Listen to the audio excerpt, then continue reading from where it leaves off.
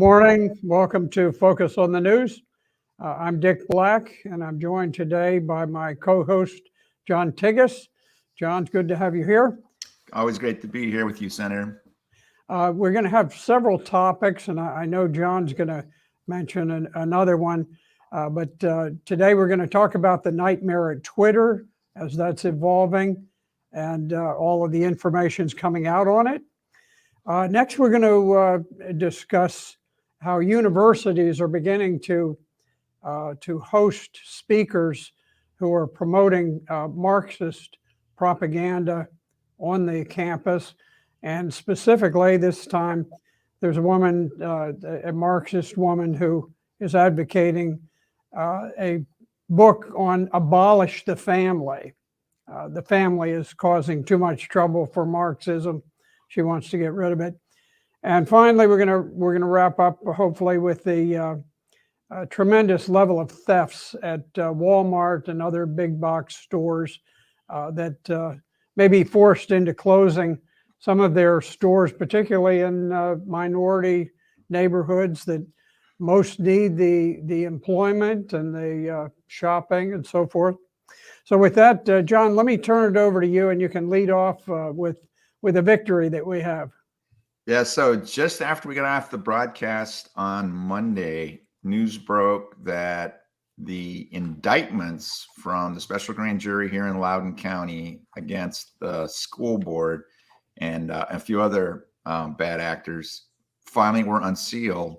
And thank goodness they included holding Superintendent the Liar Ziegler to three, unfortunately, only 3 misdemeanor counts.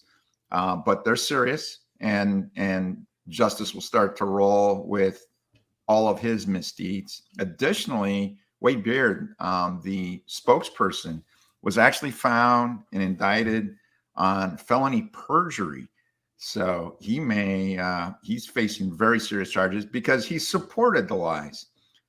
So big shout out to Governor Youngkin and AG Mayorkas for fulfilling their promise to see that justice would, at least the wheels of justice would start turning here. It's taken a really, really long time. It's really unfortunate how much the school board and so many people fought against this, tried to say it was a nothing burger, nothing happened, just political, and a huge victory, especially for the citizens here of Loudoun that have stayed after this, and in particular, Scott Smith and Jess Smith.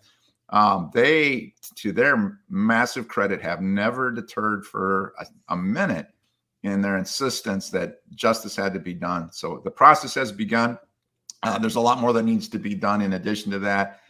Certainly, everyone else that colluded with Ziegler and his spokesperson should be removed and if possible punished. Unfortunately, there's not even a law that exists to indict the counsel for the school board, which they said if there was a law against tampering with witnesses for a special grand jury, he'd be in jail. I mean, it's that bad. They've done everything to cover this thing up, and now it's starting to see the light of day after 18 months. It's way too slow, but the truth is going to prevail in the end. I will add my other 2 bits. 2 other outside agencies that are alluded to but have not been addressed with indictments but need to clean up their act. Number 1, the Loudoun County Sheriff's Office completely mishandled how the situation was originally dealt with at Stonebridge High School, going after the father instead of after the perpetrator, and then continued to screw up when the daughter was brutally attacked when she was transferred to a new school, in spite of the parents noting that she was under threat. And then they didn't even file the report on it.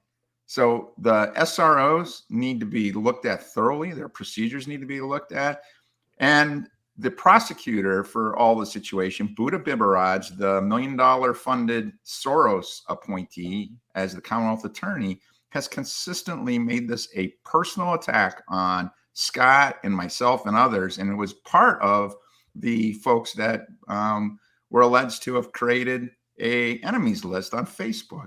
So there's a lot of issues that need to be addressed. And lastly, I will shout out one last thing. The Loudoun County Sheriff fully took the direction and collaborated with Superintendent Ziegler in having parents threatened with arrest, and in my case, arrested simply for standing in an open meeting presenting their grievances, as the First Amendment tells us we're supposed to be able to do. He's never disavowed that, and it needs to be addressed. There will never be confidence in this sheriff's office until the SRO office situations are resolved and people are assured that in this county, if you stand in a public assembly and you try to address your grievances, you don't have to worry about law enforcement coming after you and throwing you in the slammer. All of this needs to change. So there's a lot of work still to be done. But in short, it's a day of celebration. It's a time of celebration. It's Christmas, and we're going to be joyful. And one of the other things that we're joyful about is that Elon Musk has taken a firm hold of Twitter. He is completely exposing the corruption that was going on, and in some cases still going on. He's still uncovering things. And in particular, he just disbanded the Trust and Accountability Board that was wreaking, or Trust and Safety Group that was wreaking havoc and disbanding almost, 100%, I believe, in most cases, conservatives who bothered to speak truth about issues. I'm going to turn it over to Senator Black to talk about what that means for you. Yeah.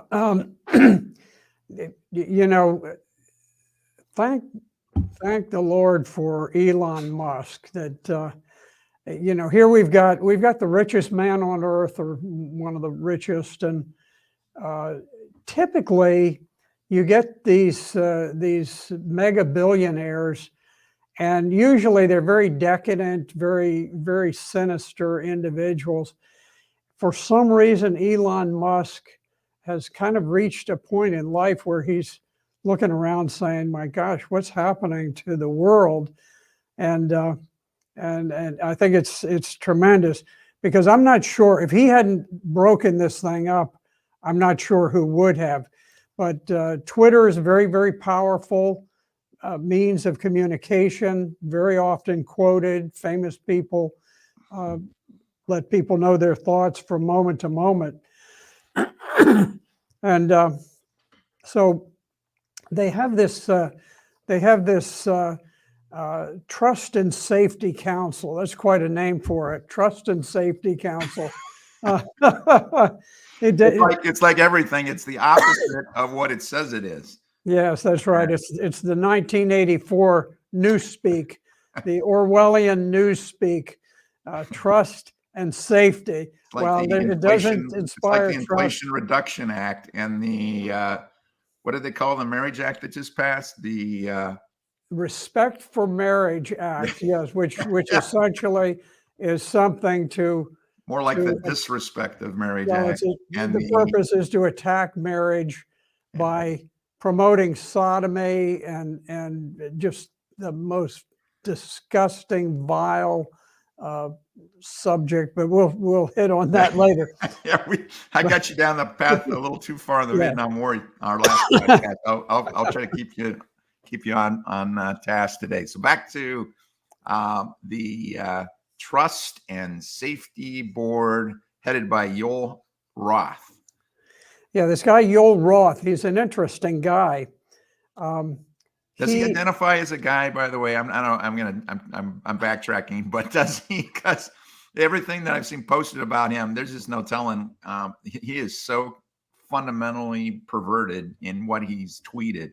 I can't believe that he even doesn't have pronouns that aren't they or their or something else. That I can't speak to at all, but I do know that Elon Musk tweeted, and he said, quote, "Looks like Joel Roth is arguing in favor of children being able to access adult internet services in his PhD thesis."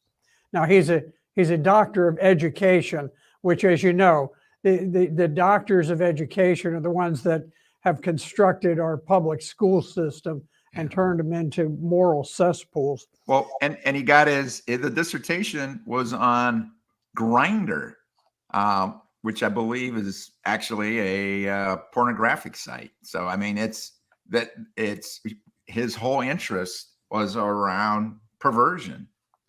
Well, according to the Washington Post, Roth has suggested that services like the gay dating app Grindr should adopt safety strategies. Now, see how he calls them safety strategies to accommodate teenagers using their platforms.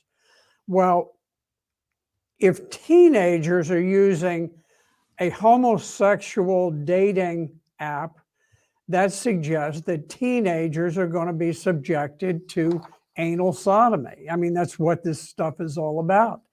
And so, again, you have this Orwellian newspeak. Safety becomes subjecting children to decadent sexual activities, and Musk also commented on a 2010 tweet in which this fellow Joel Roth said, quote, "Can high school students ever meaningfully consent to sex with their teachers?"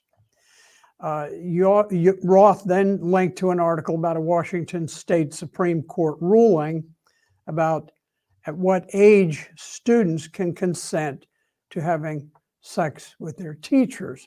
So here we've got a guy who seems it's something reasonable to mull over, at least whether the teachers, these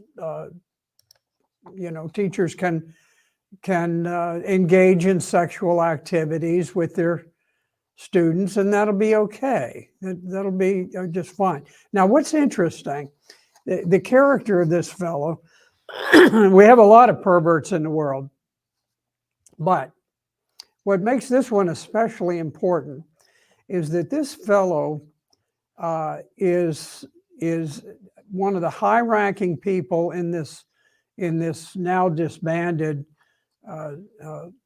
committee, and here is a headline out of the Daily Mail. It says, "New Twitter files dump reveal frenzied conversations before Trump was banned after the Capitol riot, and how the head of safety, Joel Roth, met weekly with FBI, and the agency flagged election-related content for moderation." So, so here we have Joel Roth, and he also mentioned weekly sync with FBI, and what on earth is the Federal Bureau of Investigation doing, having weekly meetings with this fellow and coordinating how content should be suppressed on Twitter? I tell you, it's my view that there is no foreign intelligence service that poses nearly the threat to Americans' freedoms that the FBI does. Well, just to interrupt you, last night, I don't know if you saw, Tucker did a piece specifically on the number of foreign intelligence operatives that were employed by Twitter. They were literally using it as a means of gathering intelligence. And considering that many people use the DM function inside of Twitter as a backdoor around, being able to be followed on their primary phones that were issued by the government, there was a lot of good information about what was really going on in terms of what people were really thinking. And if they had access to that, it was one of the greatest treasure troves of information you could get. And let me add one other thing about Joel Roth. Even if he wasn't dialoguing with FBI and syncing up with them, and they weren't taking direction from the U.S. federal government for suppression purposes, This guy had no business at all being an objective person looking at what was going on. I'm just going to note a couple tweets that he put out going back. My secret dirty Twitter account now at least 60% dirtier thanks to its new picture. All right. Another one. Shout out to age, drag, and toddlers and tiaras in class just now. You have a hit on your hands. And additionally, Twitter will live to porn another day. The thing I just yelled loudly at work. I mean, and they go on and on. This guy was truly a sexual pervert, and he was put in charge of deciding what was good and what was bad. It's no reason that we see the amazing amount of suppression of free conservative speech on Twitter. And thank God for Elon Musk for removing this guy. But what a wacko. And you know, it goes beyond this too, because now Al Mayadeen, their news service reported that Twitter executives work closely with the FBI, Department of Homeland Security, and the Office of the Director of National Intelligence, which supervises all U.S. intelligence departments, including the Central Intelligence Agency. And they worked closely, they worked regularly with them on what they call content moderation, which is censorship. In other words, we had our intelligence services, Department of Homeland Security is this vast, horrible thing that was created by George Bush so that he could execute his so-called war on terror. We were backing Al-Qaeda to take over Syria from the duly elected president, and where we were invading places all over the world.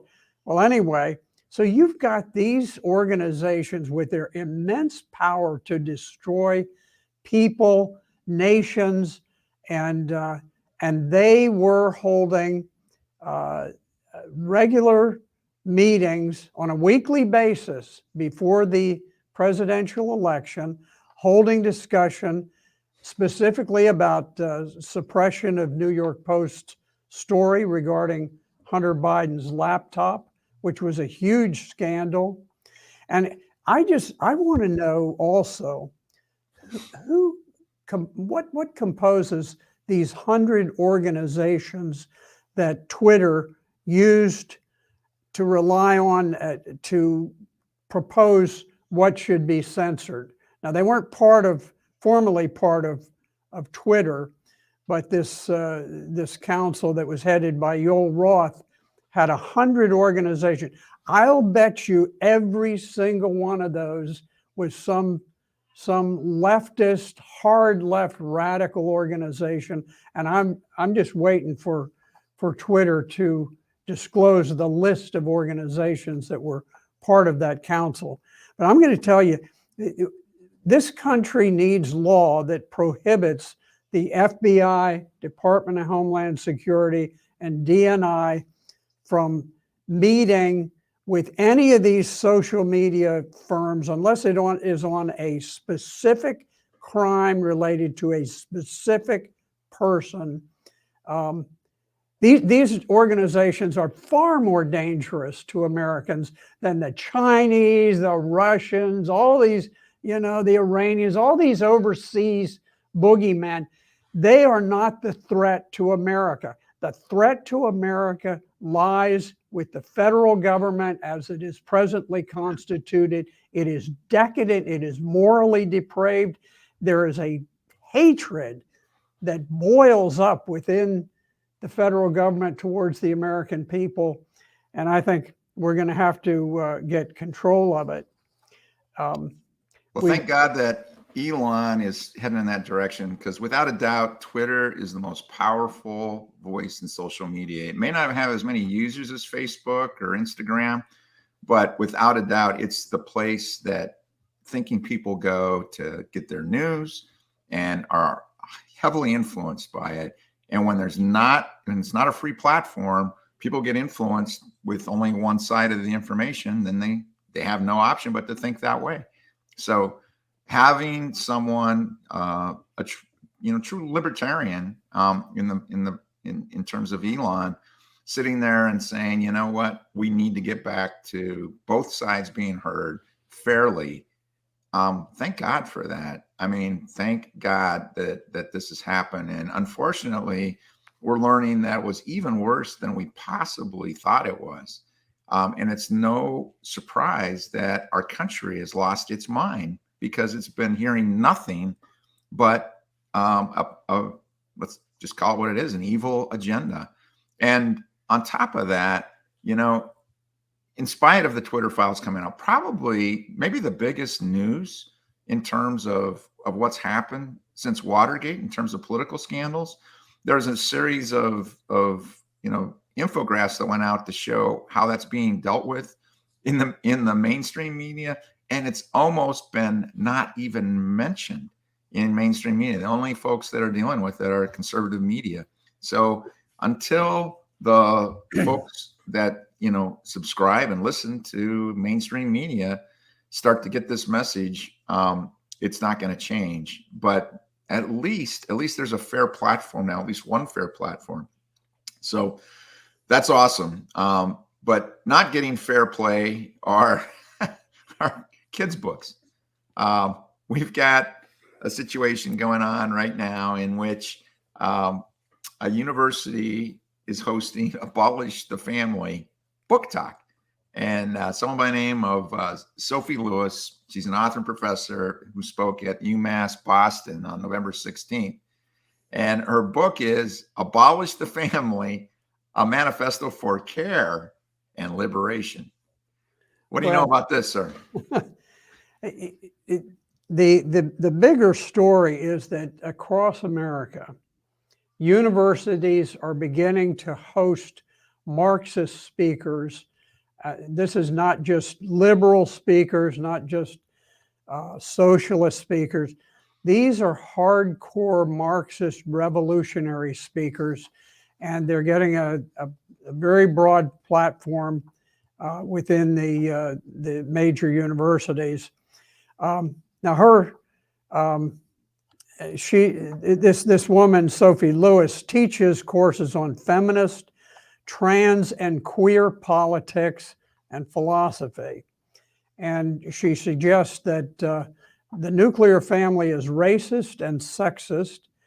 And she says that, now listen to this, children should have more say in their healthcare choices when she's talking about sexual mutilation of their bodies, such as gender transitions.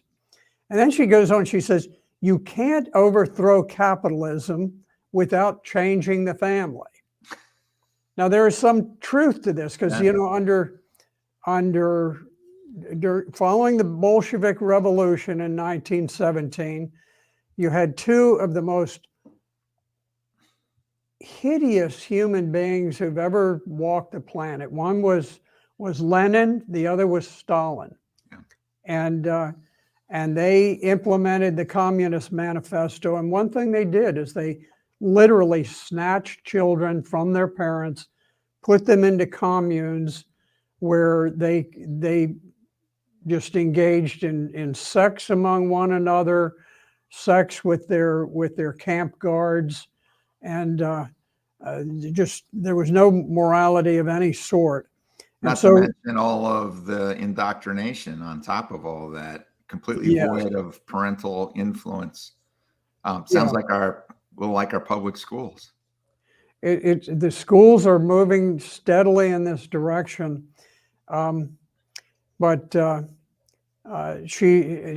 Sophie Lewis goes on and she says that the left is afraid to say that children are people with bodily autonomy and sexualities that have the right to be part of the world and determine not just what their healthcare needs are, but maybe who they live with and how they live. In other words, she's saying, I think that children should be able to choose what adults they want to live with and what they want to engage in with those adults. Uh, and she says this is especially important right now with the assault on transgender children. And then the organization Campus Reform is reporting the trend in universities towards hosting more and more events that reflect Marxist ideas. And they mention a group at California, Berkeley, that's focusing on the ongoing relevance of Marxism to the current historical moment as an explicitly global project.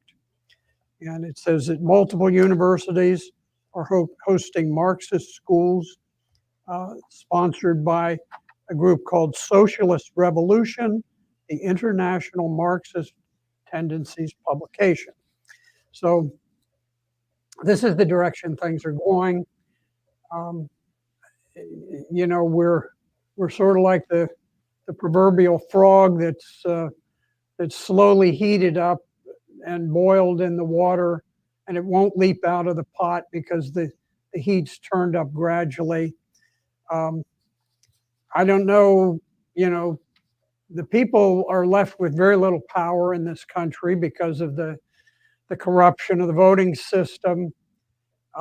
We've got to continue fighting. That's all that we can do. Just keep fighting. And just like here in Loudoun County, we won the school board battle.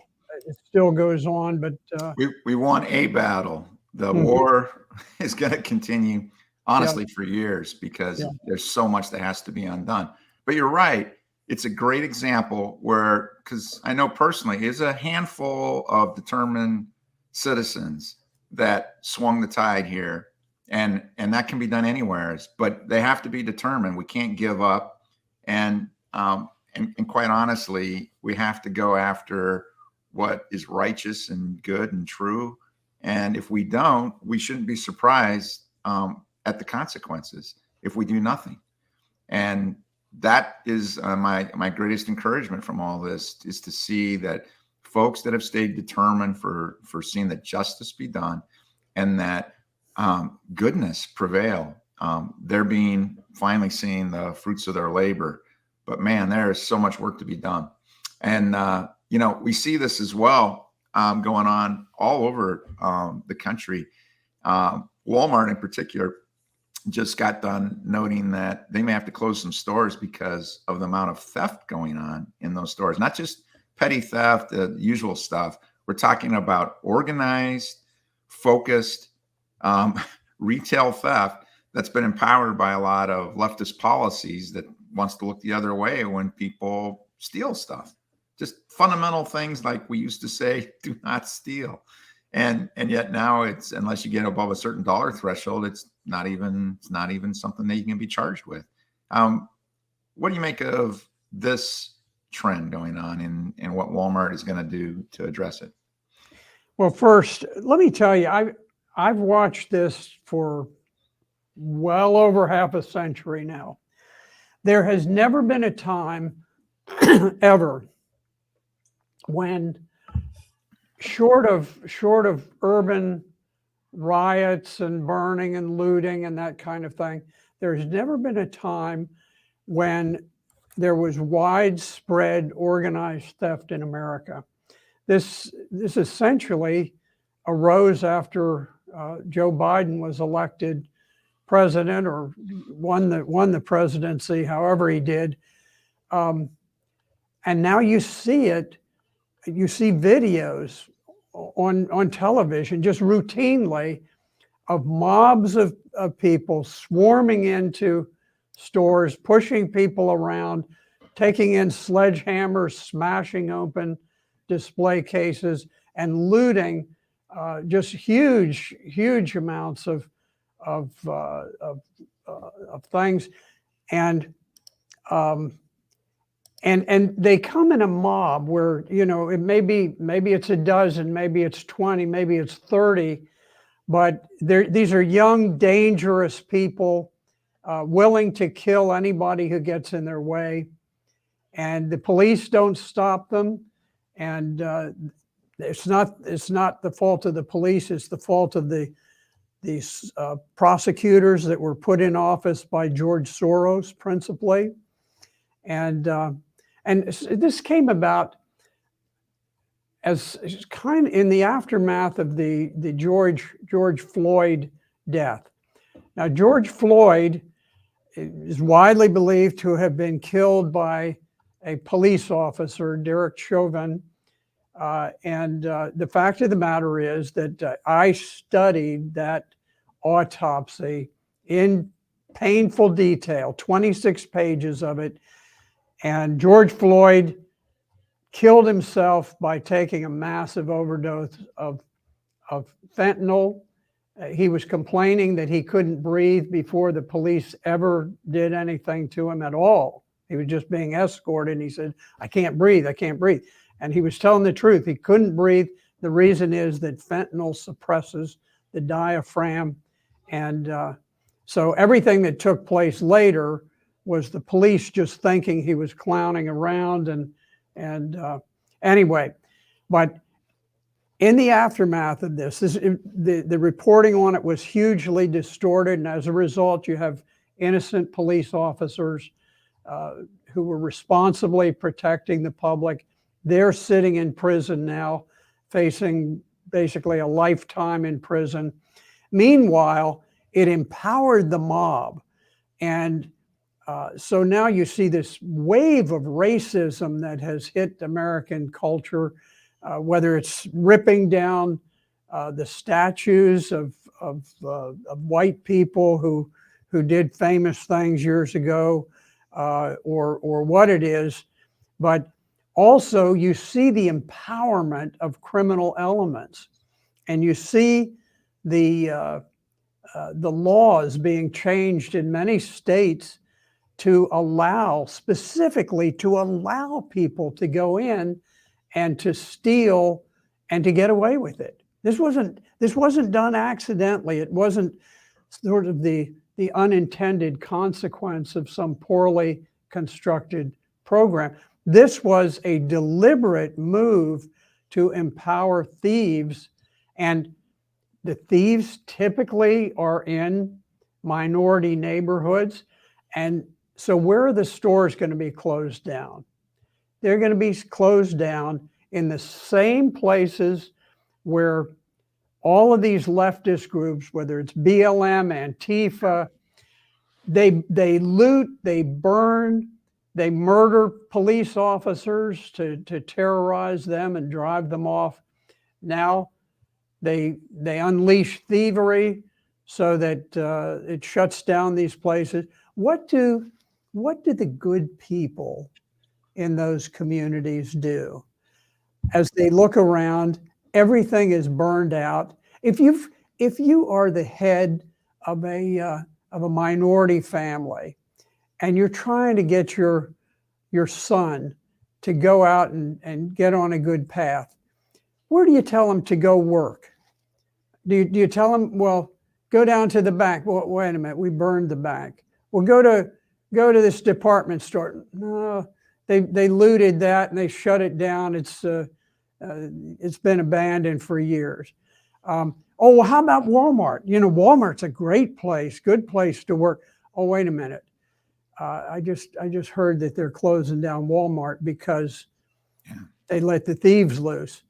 And now the left benefits enormously from the hatred and the turmoil that they generate within these communities, because it keeps the communities perpetually poor, and it makes them slaves to where they don't receive any information, they don't receive any education. They from birth to death, they're on the public dole, and so they're subservient to the Democratic Party. The Democratic Party used them. I mean, it's like their own plantation. They've got slaves on their own plantation, and they abuse them just like the Democrats did, you know, back when they were picking cotton. Well, there is a difference, you know, in days of old, they had to go out to work every day, and now they just need to show up every 4 years and cast the ballots for themselves and anyone that's died or moved away since then. So it's they got it a little easier. But yeah, I mean, unfortunately, I bet you slaves of old had greater self-respect in many ways, just because they were doing something productive and contributed. I mean, that's a terrible thing to say, but it really is true. To live a life sitting on your butt, doing drugs and whatever else, trying to find satisfaction in all the things of the world, it always ends empty. And unfortunately, it usually gets passed on to the next generation if there's not a way to break out of it. And now with the public schools even going so far into ideological indoctrination and focus there, I mean, there's not even a hope through an education to get out of this mess, because you're stuck in your mind, even if you're not stuck physically in your place. Thank goodness there are a lot of minority leaders now that have seen the light and are starting to point people to a better way. But again, this ain't going to change in one election cycle. This is we have to start to recognize that we're in a war of our lifetime. Some of us have shorter lifetimes than others now, but we have to engage in it, and we have to be determined in it, and we can't lose hope that there can be a path back. Yeah, it's a great shame.